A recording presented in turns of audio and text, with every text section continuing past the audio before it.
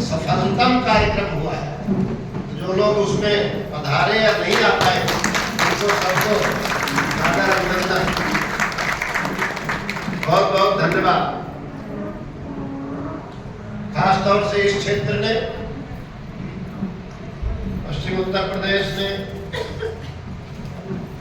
जहां से मां भगवती भोजनालय के लिए अनवरत अनाज की यहाँ से आपूर्ति होती रहती है, उन सभी अन्नदाताओं को सादर प्रणाम।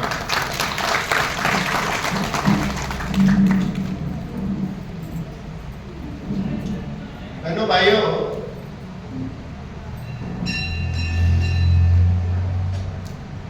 हम लोगों को गुरुदेव ने अपने तप से, अपने प्यार से, अपने ज्ञान से बहुत ऊंचा पद दे दिया है,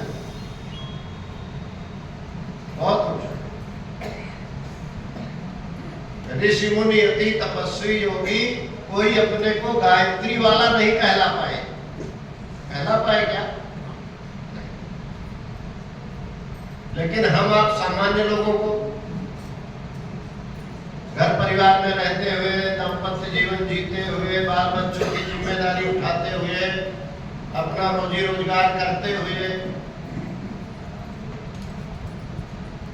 और जब झोला टांग करके निकलते हैं तो लोग क्या कहते हैं? गायत्री वाले जा रहे हैं। तो एक बहुत बड़ी एक विभूति परम पूज्य गुरुदेव ने हमको आपको अनायास दे दी है। अपना क्या बहुत बड़ा भूमिका है। आप सोचिए उन स्वतंत्रता संग्राम सेनानियों को, ये स्वतंत्रता सेनानियों का क्षेत्र है, कितना संघर्ष, कितना संघर्ष। हमारे बाबा जी 3 साल 11 महीना स्वतंत्रता संग्राम में, पूना में, फिरोजपुर में, नैनी में, सुल्तानपुर में कितनी यातनाएं सही। हमको आपको तो सारी यातनाएं किसने सही? गुरुदेव ने सही। ऐसे गायत्री घर घर नहीं पहुंचा है, बड़ा विरोध हुआ है। यहां तक कि गुरुदेव के ऊपर आक्रमण भी किया। तो सब कुछ गुरुदेव ने सह करके हमको आपको गायत्री का नवनीत निकाल के दे दिया, मक्खन। दूध वाला क्षेत्र भी है ना।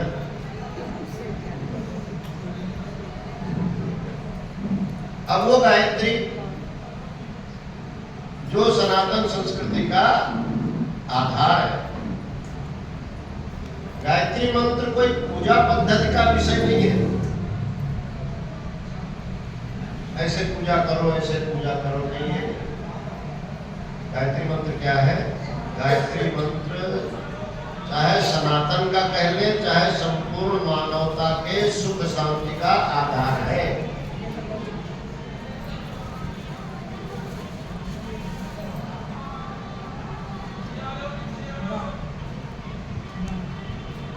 ये गायत्री मंत्र हमको अपना बोध भी कराता है और अपने कर्तव्य का भी बोध कराता है।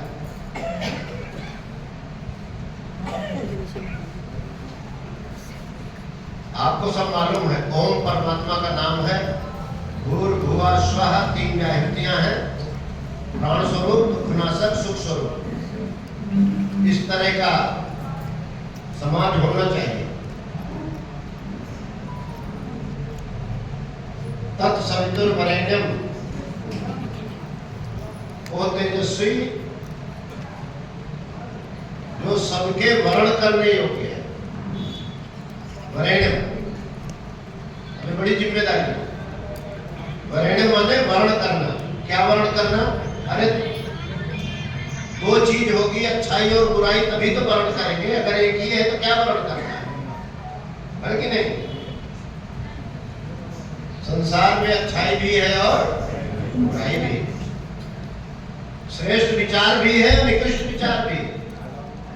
गायत्री मंत्र क्या कहता है? तत्सवितुर। गुरुदेव ने कहा बेटे वरेण्यम माने समझदारी। पूरे चाहे व्यक्ति हो, चाहे परिवार हो, चाहे समाज हो, चाहे राष्ट्र हो और चाहे पूरा विश्व हो, उसको क्या बनाना है? समझदार बनाना है। बड़े बड़े राष्ट्राध्यक्ष अगर ये समझदार होते या इनके अंदर समझदारी की परिस्थितियां बनती तो आज ये युद्ध जो हो रहा है नहीं होता।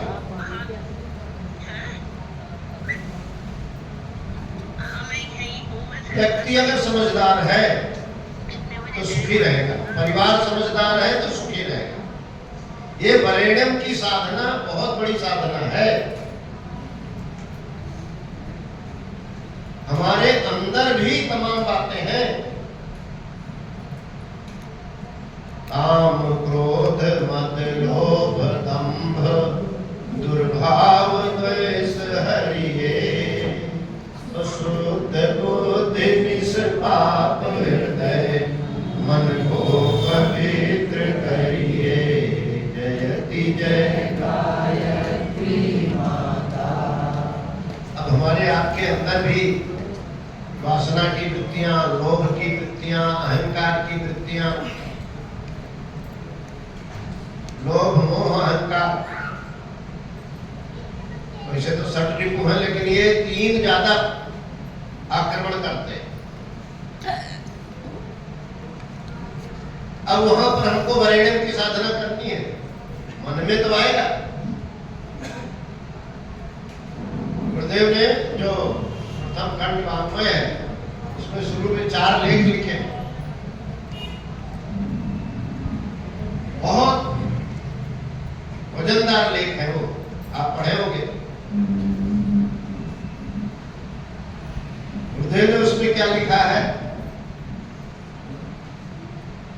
और एक और ये जो हरे हिम्मत 2 मिनट का स्वाध्याय, उसमें भी गुरुदेव ने लिखा लोभ के झोंके, मोह के झोंके, तृष्णा के झोंके, वासना के झोंके, अहंकार के झोंके ये आते हैं, लेकिन जो समझदार होगा वो उसको नकारते हुए, उनसे बचते हुए आगे बढ़ जाता है। संसार अपनी ओर खींचता है, संसार के विकार हम पर हावी होना चाहते हैं, और आज तो और ज्यादा सहज है, सुलभ है। निवेदन क्या कर रहे हैं कि दुनिया को समझदार बनाना किसकी जिम्मेदारी है? जो रोज कह रहा है कम से कम 540 बार तत्सवितुर्वरेण्यम तत्सवितुर्वरेण्यम तत्सवितुर्वरेण्यम, इसकी जिम्मेदारी। तो अंदर के विकारों से बच करके उत्कृष्टता का वर्ण करना, ये भी हमारी बड़ी जिम्मेदारी है। जहां ये होता है वहां संगठन में फूट नहीं पड़ती, सागमन होता है। और जहां मैं होता है वहां फूट पड़ जाती। इसको श्रेय सम्मान सौभाग्य बांटना चाहिए, और वो श्रेय सम्मान और सौभाग्य को लूटने लगे तो तभी तो संगठन में गड़बड़ होता है। सब लोग अगर दाता बन जाए, नहीं भाई साहब आप लोगों के कारण ये हो रहा है, हम अकेले क्या कर सकते हैं? जितने हम सब मिल करके अच्छे हैं उतना कोई भी व्यक्ति अकेले अच्छा नहीं हो सकता। हम सब मिल करके अच्छे। निवेदन क्या कर रहे हैं कि बहुत बड़ी जिम्मेदारी है। संपदा बढ़ रही है, सुख सुविधाएं बढ़ रही है,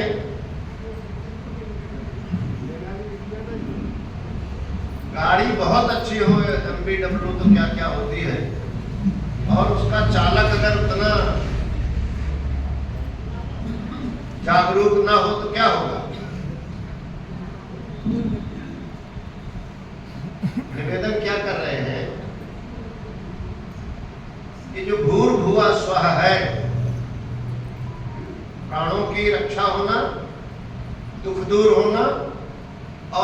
सुख के साधन मिलना, इसमें शासन सत्ता सहयोग कर सकती है।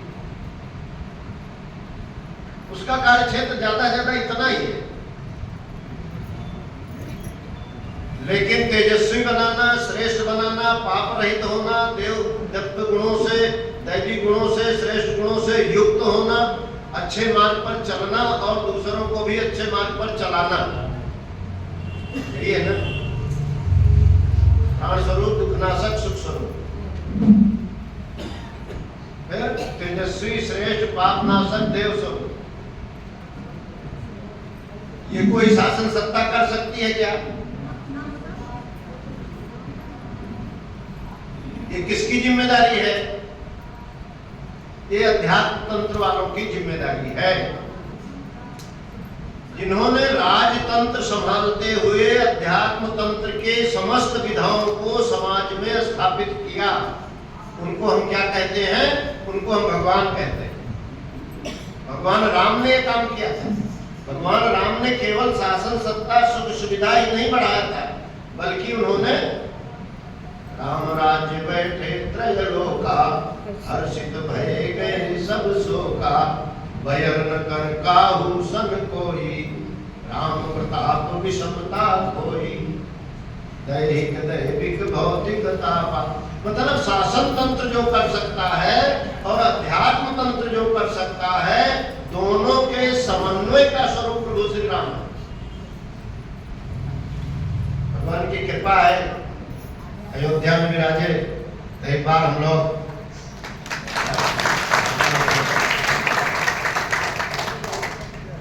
भगवान राम का एक बार जयकारा, जय श्री राम, जय श्री राम। ये भगवान राम की विशेषता थी। जो काम राजतंत्र और धर्मतंत्र, अध्यात्म तंत्र को करना चाहिए था, दोनों को भगवान राम ने समाज में स्थापित किया। इसलिए भगवान कहे जाते हैं। भगवान कृष्ण ने यही काम किया। राजतंत्र का कार्य भी स्वयं उन्होंने युद्ध नहीं किया, लेकिन युद्ध कराया।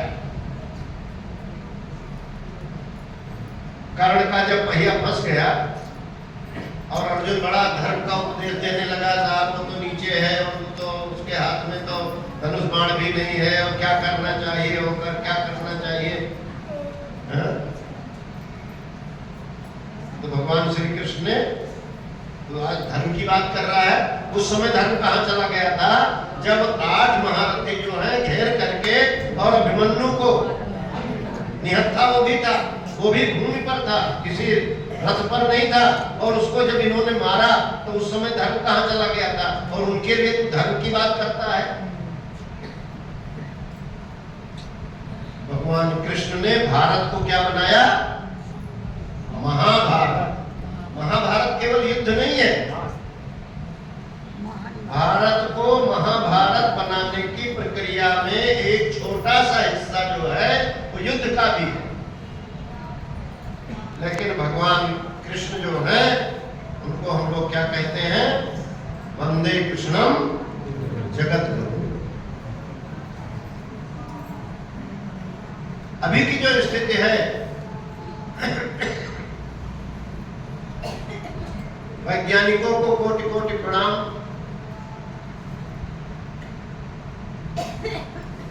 जो विज्ञान के आविष्कार है, उसका नवीनतम लाभ हम लोग उठा रहे हैं। हरिद्वार में जब भिखारी बहुत बढ़ जाते हैं तो उन पर रेड पड़ती है, जिनकी पुलिस वालों की। तो जो उधर वाला है, हनुमान मंदिर के पास वाला, उसको हर की पैड़ी वाला फोन करेगा, अरे भाग यार, रेड पड़ी है पुलिस वालों की, भाग जा। है कि नहीं? सारी वैज्ञानिकों के द्वारा दी गई सारी सुविधाओं का भोग पूरी मानव जाति कर रहा है, आवागमन से लेकर के और जो भी है सब साधन। तो उन वैज्ञानिकों को प्रणाम करना चाहिए कि नहीं? आलोचना करने के लिए कोई कुछ भी कर ले, सदुपयोग दुरुपयोग हर चीज का होता है। लेकिन जिसके जीवन में वरेण्यम होगा वो क्या करेगा? सदुपयोग करेगा। तो वैज्ञानिक अपना काम कर रहे हैं, भगवान की कृपा है, ऋषियों का आशीर्वाद है। भारत जो है अपने वैभव की गति से भी बड़ी तेजी से बढ़ रहा है। कहते हैं दुनिया की सबसे तेज से चलने वाली अर्थव्यवस्था इस समय भारत की है। सारी दुनिया में जब कोहराम मचा है तो हम होली, नवरात्रि और रमजान बड़े शांति से एक साथ मना रहे। हालांकि उस शांति में हमको योगी बाबा का बड़ा सहयोग है। हाँ, ये मत मान लेना कि वो जो शांति प्रिय है वो बड़ा वो शांत हो गए, कहीं शांत नहीं है। सीरिया में देख लो, लीबिया में देख लो, अफगानिस्तान में, इराक में, ईरान में, अफगानिस्तान में, पाकिस्तान में देख लो, है कहीं शांत। अरे वो तो बाबा की कृपा से शांत है भैया, ये कृपा ऐसे ही बनी रहे। निवेदन क्या कर रहे हैं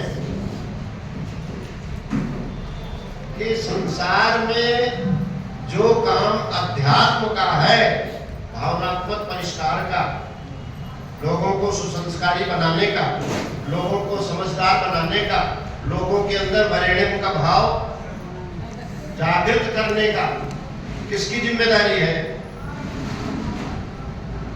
जानत तुम्हें ही ये उनकी जिम्मेदारी है जो अपने को कहते हैं कि हम गायत्री वाले हैं। गायत्री वाला पद तो दे दिया, लेकिन अब गायत्री वालों की जिम्मेदारी क्या है कि परिवार समझदार बने, व्यक्ति समझदार बने, समाज समझदार बने, राष्ट्र समझदार बने। इसके लिए संगठन बनाया। यही की घटना है आपके दिल्ली की। श्रद्धा नाम की बिटिया, पिताजी कह रहे हैं नहीं बेटा तुम जिसके साथ लिव इन, अब ये लिव इन वाला बहुत बड़ा एक खतरा हमारे समाज पर आ रहा है। और ये कोर्ट कचहरी वाले, कल हाई कोर्ट के जज साहब रामोदास सिंह जी के पास हम बैठे थे, हाई कोर्ट का भी एक फैसला आया। क्या कहें बहनों के सामने और भाइयों के सामने, हाँ, कि अगर शादीशुदा कोई है लेकिन वो किसी और दूसरी स्त्री के साथ सहमत से रह सकता है, उसमें कोई अपराध नहीं है।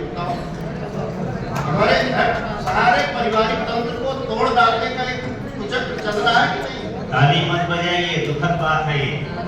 सारे परिवार को के जो एक विश्वास का तंत्र है, भाई परिवार तो विश्वास पर आधारित है, तो आप कोर्ट से आशा नहीं कर सकते कि वो जो है आपके अंदर नैतिकता की स्थापना करेगा, नहीं आशा है। लिविंग उसी का दिया होगा। तो कहा कि बेटी तुम जिसके साथ रह रही हो अच्छा आदमी नहीं है। नहीं नहीं पिताजी, अब हम 28 साल 27 साल के हो गए हैं और वो हमारा अब्दुल्ला बहुत अच्छा है। और उस अब्दुल्ले ने उस श्रद्धा नाम की लड़की के 36 टुकड़े किए थे दिल्ली में, एक एक टुकड़े फेंकता था। गलती किसकी है? माँ बाप की। माँ बाप की भी गलती कि बचपन से उसको वरेण्यम की साधना नहीं कराई, बचपन से उसको समझदार नहीं बनाया कि बेटा अच्छा क्या है और बुरा क्या है। कई लोग पैसा देते रहते हैं, बड़े बड़े हॉस्टल में डाल देंगे और एक बड़े अच्छा वाला फोन दे देंगे और बच्चा वहाँ क्या कर रहा है? हमारा बेटा बेटी कहाँ जा रहा है, कहाँ उठ रहा है, कहाँ बैठ रहा है, कौन उसका साथी दोस्त है, क्या है। और सबसे ज्यादा जो एक साथी मिल गया है वो ये है, कहीं जाने की जरूरत ही नहीं है, इसी से बैठे बैठे सारी दोस्तियां हो रही हैं। सोचिए, बच्चे को समझदार नहीं बनाया। यही गाजियाबाद में 3 बेटियां, अभी 1 महीने की घटना भी नहीं हुई, वो उसमें गेम वगैरह क्या कोरियाई है क्या पता नहीं क्या है? और जिस दिन एकाएक उन्होंने मोबाइल छीना तो क्या हो गए? ये किसकी कमी है? अरे ये वरेण्यम की साधना की कमी है। समझदार नहीं बनाया बचपन से। पैसा दे करके, मोबाइल दे करके, धन दे करके हम मुक्त हो जाना चाहते हैं और रात दिन हम बस अपने काम में लगे रहे और बाल बच्चों का ध्यान नहीं दिया, है कि नहीं? तो जो जिम्मेदारी अध्यात्म तंत्र की है, और अध्यात्म तंत्र में भी तमाम पाखंड फैलाने वाले कितने बैठे हैं? अध्यात्म के नाम पर भटके हुए पुरोहित ने ही इस जग को भटकाया है कि नहीं?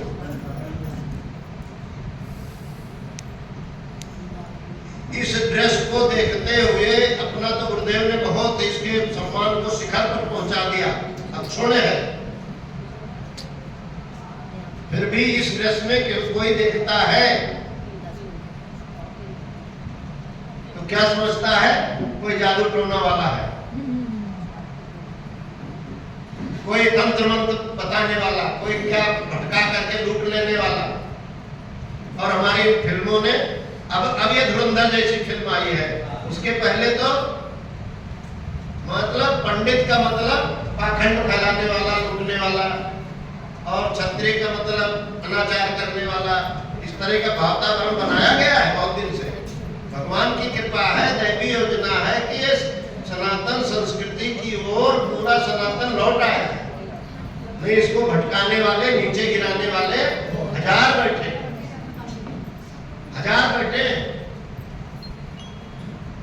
कहीं कुछ बताएंगे, कहीं कुछ बताएंगे, कहीं कुछ बताएंगे, और उल्टा सीधा करके वो बड़ी होता है। कितनी बड़ी जिम्मेदारी है कि तत्सवितुर। हर व्यक्ति को समझदार बनाना, और वरेण्यम के लिए ही ये स्वाध्याय क्या है? ये जन जन को वरेण्यम करने की एक साधना है। रोज स्वाध्याय कीजिए, यज्ञ कीजिए, संस्कार कराइए, आओ बढ़े संस्कारवान पीढ़ी। ये सब कुछ क्या है? और भर्गो देवस्य धीमहि। अगर वो सोच है तत्सवितुर्वरेण्यम, तो ये क्या है? हमारा स्वभाव है। लोगों के स्वभाव को कौन अच्छा करेगा? आज घर घर में देखिए, स्वभावगत दोषों के कारण, मतलब अगर किसी का शंका करने का स्वभाव है तो समझिए उसका गृहस्थ जीवन बर्बाद है, कुछ नहीं। लेकिन गुब्बारा में हवा ऐसा भरते हैं तो फट ही जाता है। तलाक के केस ज्यादातर जो हो रहे हैं, देखा जाए तो उनकी तह में, उनके जड़ में ज्यादा कुछ नहीं रहता है, अविश्वास। तो परिवार स्वभावगत दोष के कारण टूट रहे हैं। वरेण्यम नहीं है और धीमहि नहीं है, देवस्य धीमहि। ये जिनके जीवन में नहीं है वो परिवार टूटेंगे, वो व्यक्ति टूटेगा। बताते हुए बहुत कष्ट होता है। अभी तो सोचते हैं कि नहीं बताएं। हमारे आजमगढ़ के जिला समन्वय सुदामा यादव, उनके सगे भाई का बेटा ब्रिगेडियर, एक ब्रिगेडियर के अंदर में लगभग 40 स्क्वाड्रन होते हैं, जेट विमान और ये और वो। पति पत्नी में शंका की बीमारी। अभी हम जब वहां पर थे, जिस दिन हम थे मऊ में, उसके एक दिन पहले की बात है, उस ब्रिगेडियर ने अपनी ही रिवॉल्वर से अपनी आत्महत्या कर। सोचिए, धन की कमी है क्या? इतना ऊंची पोस्ट पर, इतना सम्मान, इतना सब कुछ पाने वाला, लेकिन स्वभावगत दोषों के कारण परिवार नष्ट हो रहे हैं। उसको कौन संभालेगा? उनके दर्द को कौन समझेगा? तो उस परिवार से पूछिए।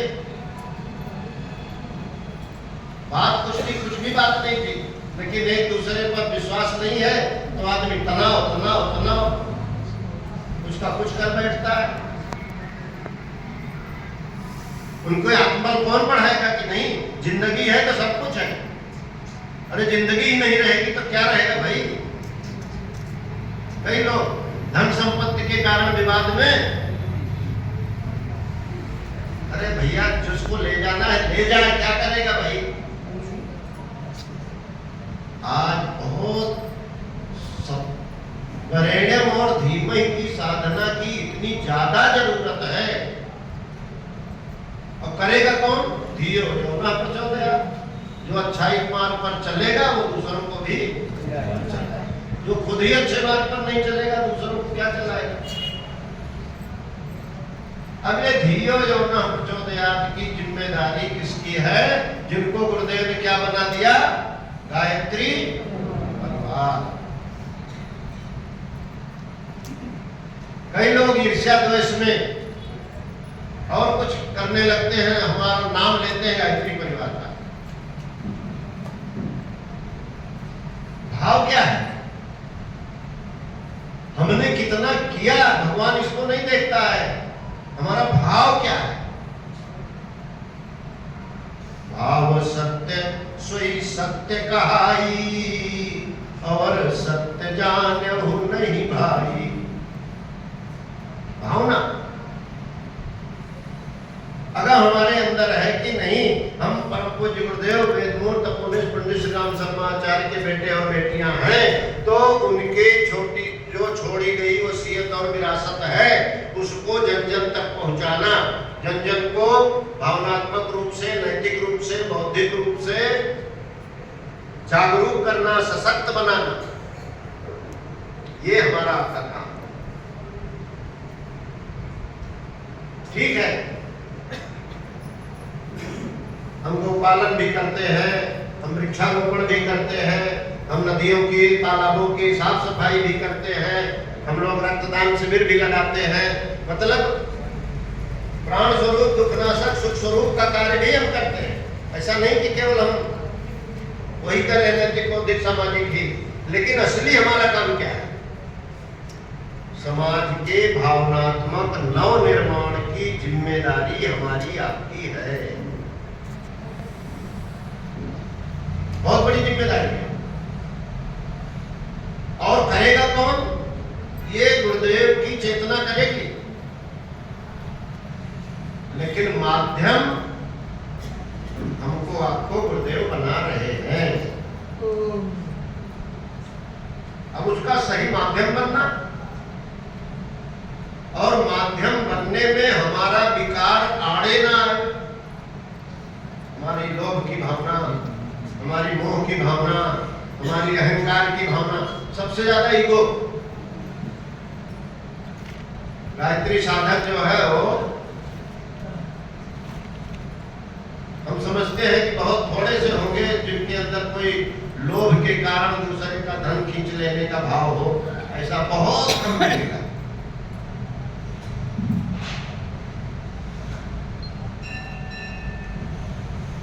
मातृत्परदारेषु, ये भी ज्यादातर हमारे गायत्री साधकों में है, कहीं व्यतिरेक ज्यादा नहीं आता है। लेकिन जो एक सबसे बड़ा राक्षस है वो है ईगो वाला। और ये जितना धन संपदा बढ़ेगी, पद पैसा प्रतिष्ठा जितना बढ़ेगा, उतना ईगो बढ़ने वाला है, अपने आप बढ़ता है। लेकिन जो साधक होगा वहां संभल जाता है। भाई हम लोग इतना वीतराग तो है नहीं, संसारी जीव है, लेकिन हमारे अंदर ये भाव रहता है कि नहीं, हमारा लोभ मोह अहंकार गुरुदेव के कार्य में बाधा नहीं बनेगा। और अगर गुरुदेव के कार्य में बाधक नहीं बनेगा तो संसारिक कार्यों में भी बाधा धीरे धीरे हम उसमें से निकल आएंगे। धीरे धीरे हम आप कोई बहुत बड़ी साधना नहीं कर रहे हैं, लेकिन 18 करोड़ गायत्री साधक, 18 करोड़ गायत्री परिजन में से एक व्यक्ति ये नहीं कह सकता कि हम गुरुदेव से जुड़े और हमको कुछ नहीं मिला। एक व्यक्ति जब गुरुदेव से नहीं जुड़े थे तो हमारा चिंतन कैसा था, हमारी सोच कैसी थी, हमारा स्वभाव कैसा था, हमारा व्यवहार कैसा था। सोच स्वभाव और व्यवहार। तत्सवितुर्वरेण्यम सोच, भर्गो देवस्य धीमहि स्वभाव, धियो यो न प्रचोदयात् व्यवहार।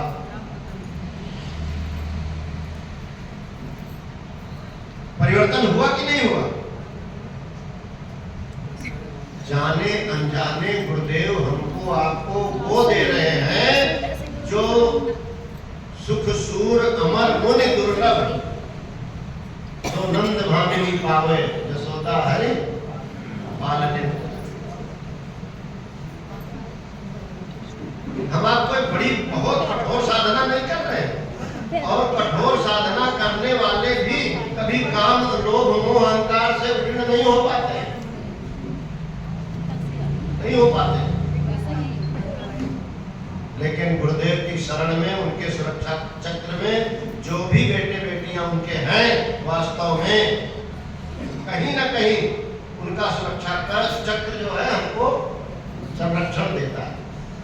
अब हम उस सुरक्षा चक्र को तोड़ करके, लक्ष्मण रेखा को नाम करके और बाहर चले जाए तो रावण तो बाहर खड़ा ही है, वो तो आ जाएगा, बाहर खड़ा हुआ है। गुरुदेव द्वारा बताई गई मर्यादाओं को तोड़ करके अगर हम स्वयं बाहर जाते हैं तो नीचे गिराने वाले और लूटने वाले